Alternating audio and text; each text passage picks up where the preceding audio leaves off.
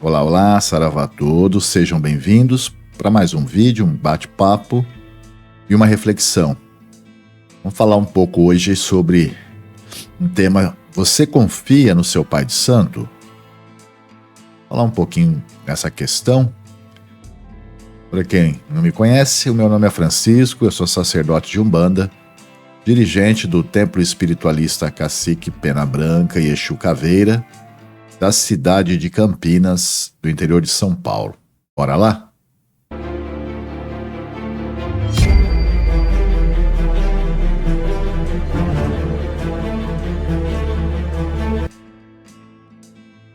Bom, vamos falar um pouquinho sobre isso, né? Você confia no seu Pai de Santo?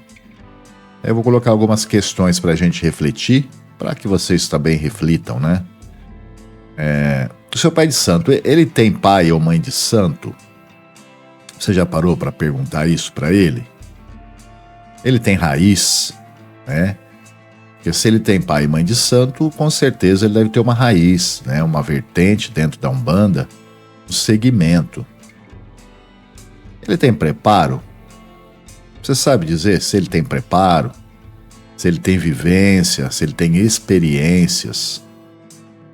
O seu terreiro está em harmonia? Os médiuns estão felizes? Seu terreiro tem muita demanda? O ambiente está agradável? Os guias respeitam a hierarquia do terreiro no dia da gira? Ele toca Umbanda mais tradicional ou muito esotérica, onde tudo pode, misturando egrégoras de outras vertentes religiosas? Então aqui são algumas perguntas que dá para você fazer uma pequena avaliação. Porque, assim, pergunta, né? Se ele tem pai ou mãe de santo ou raiz. Possivelmente um sacerdote tarimbado que toca um terreiro, ele foi iniciado por alguém, né? Por uma pessoa, ou por um terreiro, ou oralidade. É que eu não vou nem falar dessas questões de curso online de pai de santo, que isso não tem nenhum sentido, isso é um perigo, né? Mas você precisa entender, ele tem pai de santo, né? Raiz, vertente, qual que é a vertente dele? Ele tem preparo? O que é preparo? Vivência, né? Experiência na lida com as questões do terreiro. Não estou dizendo organizacional, mas no momento da gira, no momento de uma demanda, no momento de um quiumba incorporar, um espírito negativo, ele sabe lidar facilmente com isso? Ou mesmo os médios que fazem o transporte, né? Após a incorporação desses espíritos negativos, a entidade que está no comando ou dirigente tem facilidade de certa forma, encaminhá-los ou não? O médio fica se debatendo e tem muitos problemas. Essa é uma questão que a gente tem que avaliar também, né? Por isso que eu falo do preparo. Ele tem que ter preparo. Vivenciando num terreiro, você vai ter condições de resolver todos os problemas que possam aparecer espirituais no terreiro de uma forma muito tranquila, né? E a vivência, né? Também tem que ter vivência. Um bom sacerdote que vai ali iniciar um filho ou vai passar para ele um cargo futuro, tem que ter experiência e vivências, tem que saber quase tudo que pode ocorrer no terreiro. E esse médium precisa ter essa vivência para que quando ele tiver sua casa, ele saiba lidar com essas questões energéticas. Porque a gente diz, Umbanda não é brincadeira, Umbanda não é o que estão passando por aí, em rádios, em redes sociais, né?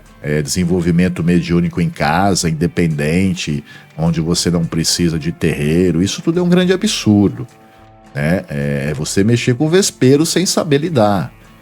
Então a gente precisa avaliar muito isso. Os médios estão felizes, né? O que eu quero dizer? No dia da gira, os médios chegam bem contentes, felizes, eles estão indo naquele terreiro, naquela gira de boa vontade, de uma forma espontânea, sem uma pressão, né? Sem uma obrigação. Será? Você está percebendo isso no seu terreiro? Os médios conversam, trocam ideias de uma forma tranquila? Isso é importante também avaliar, né? Outra coisa, tem muita demanda no seu terreiro?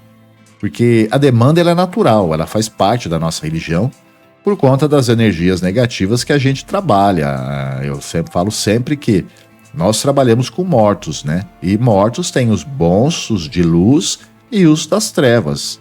Tem os espíritos negativos, trevosos, magos, enfim.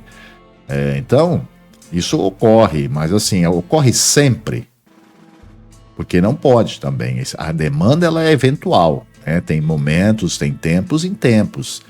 Uma casa santa que tem demanda todo o trabalho de esquerda, aí tem problema. Aí é despreparo do médium, do dirigente, ou falta de alguma firmeza, né? Algum ponto de força que não tem.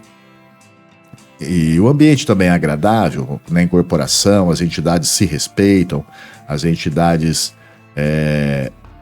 têm uma união, isso também tem que ser analisado, né? Os guias, eles, após a incorporação, eles respeitam a hierarquia do terreiro. Isso é outro ponto que tem que ser analisado, porque numa gira de Umbanda, as entidades têm que respeitar a casa, respeitar o dirigente e o guia-chefe. Eu estou colocando isso porque são questões que acontecem. Às vezes tem casas que o médium incorpora lá e a entidade acha que quer mandar num terreiro, mandar num dirigente. Isso é coisa de médium, a entidade sabe a hierarquia, existe hierarquia. Uma religião de Umbanda, um terreiro sério, tem hierarquia tanto terrena quanto espiritual. Não é assim, não. Tem que ter respeito pelaquela casa sagrada, pelos os orixás que comandam e as entidades-chefe. Então, se no seu terreiro guia incorpora lá e fica fazendo os outros passar carão, não respeita as ordens da casa, pode esquecer também que não tá certo, tem despreparo ali. E outra coisa que a gente costuma falar, né? Hoje em dia, a gente percebe muito a questão do esotérico dentro da Umbanda, né? Embora tenha a vertente esotérica do W da Mata, com algumas questões, mas hoje eu tô falando esotérico no sentido amplo também. A sua casa ela tem uma essência da Umbanda mais tradicional, ou ela tem outros elementos, né? Porque hoje a gente está percebendo uma Umbanda bem diferente, uma Umbanda com U minúsculo, não é uma Umbanda com U maiúsculo. Desculpa a minha sinceridade. Mas hoje a gente vê, estão agregando tudo que é esoterismo, de outras seitas, de outros ritos, e agregando tudo na Umbanda como uma forma de que fosse normal. Não é normal. A Umbanda é Umbanda, ela tem que seguir a sua raiz, a sua tradição. O Candomblé é a mesma coisa, ele tem que seguir a sua raiz, a sua tradição. O Ifá, a Quimbanda, né? A Jurema Sagrada. Isso é muito importante. As pessoas, às vezes, a gente vê falando, não, mas não tem problema, eu vou trazer isso, trazer aquilo. Atendimentos holísticos também, eu não sei se é correto dentro da Umbanda, eu acredito que não, porque eu costumo sempre falar, a Umbanda ela é completa dentro do que ela faz, as entidades trabalham com todas as energias, então não sei se é de bom tom, porque o que a gente precisa entender é que a Umbanda é a manifestação do espírito. 90% dos trabalhos de Umbanda são com espíritos, não são com elementos. Os elementos fazem parte magístico da Umbanda, potencializadores, descarregadores, agregador, desagregador, isso que a gente utiliza nas magias de Umbanda. Agora, às vezes você percebeu se tem um problema de um espírito negativo e aí o seu dirigente vai fazer outras formas, outras fórmulas, vai utilizar de outros segmentos para resolver aquilo.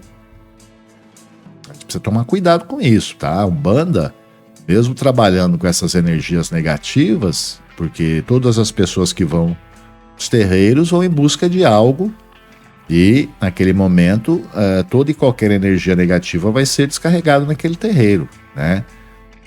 Agora, se não houver preparo, vai sobrar para todo mundo.